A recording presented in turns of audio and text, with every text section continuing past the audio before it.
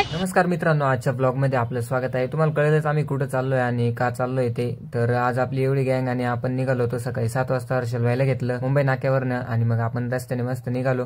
तर काही जायचं थोडंसं लांब होतं। सकाळी निघाल्यामुळे आपल्याला काही भुका वगैरे लागलेल्या होत्या। मग आपण थोडं चहा वगैरे पिला, थोडा नाश्ता केला आणि मग परत आपण पुढच्या प्रवासाला सुरुवात केली। तर काही वातावरण एवढं भारी होतं ना, तर तुम्ही गेले तर एकदा नक्की भेट द्या त्या ठिकाणी। तिकडे गेल्यावरती मस्त परत एकदा पोरांनी चहा मारला। तेवढं करून आपण मस्त गड चढायला सुरुवात केली। तर रस्त्यात आपल्याला एक छोटीशी चिमुकली भेटली, मग तिचे फोटो वगैरे काढून घेतले आपण।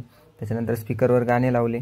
मग आपण गेलो मस्त तिकडं पायथ्याशी। तर तिकडे एक जैन लेणी भेटली, साधारणतः 200 वर्षांपूर्वी ती त्या लोकांनी बांधली असावी असा अंदाज। तर आपले पोरं तिकडे पण काही गपचूप बसत नव्हते, तिकडे पण आहे ते उद्योग चालूच होते आपले। तर मग वरती चढायला सुरुवात केली। तर वरती जाताना पण चाळे चालू होते आपले, हे कर ते कर, तर या झाडाची पानं तोड, त्या झाडाची पानं तोड।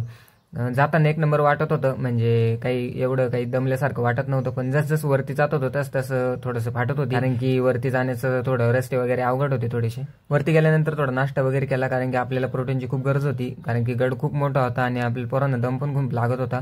मग आपण केळे वगैरे खाली। हे बघू शकता तुम्ही दृश्य किती भारी, ते म्हणजे एवढं भारी वातावरण आहे ना वरती, ते धुकं आणि ती गारगार हवा।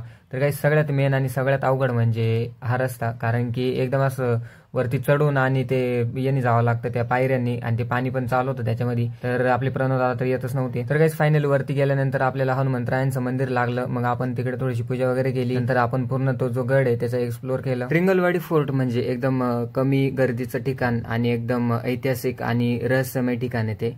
मग मस्त या छोट्याशा दगडातून घुसायचं होतं। मग आम्ही मस्त पुढे निघून गेलो। तर प्रणव दादा मध्ये अटकून गेले होते, निघत नव्हते ते। प्रणव दादा तर पूर्ण जाम झाले होते, म्हणजे विचारूच नका नाही का, कारण की ना वरती यायचंच नाही म्हणत होते ते। मग वरती गेलो, मस्त जेवण वगैरे केलं। भाई एवढं भारी वाटतं ना वरती जेवण करायला, कारण की सगळ्यांनी ते सोबत आणलेलं राहतं। मग वरती एका मंदिरात गेलो आपण। मग थोडंसं पाऊस वगैरे आला तर त्या एका शेड खाली लपलो। मग तिकडून निघालो आपण मस्त गवतातून थोडंसं बाहेर आलो। तर तिकडे पाण्याची पातळी चेक करत होते नाही का, मग हे आपली ओम भाई। याच्यानंतर मस्त आपण हे सगळे जाम झाले होते। मग जाताना पाय इतके जड पडले होते। तर काही जाताना एक छोटासा धबधबा लागला आणि त्याच्या खाली सगळ्यांनी आंघोळ वगैरे केले।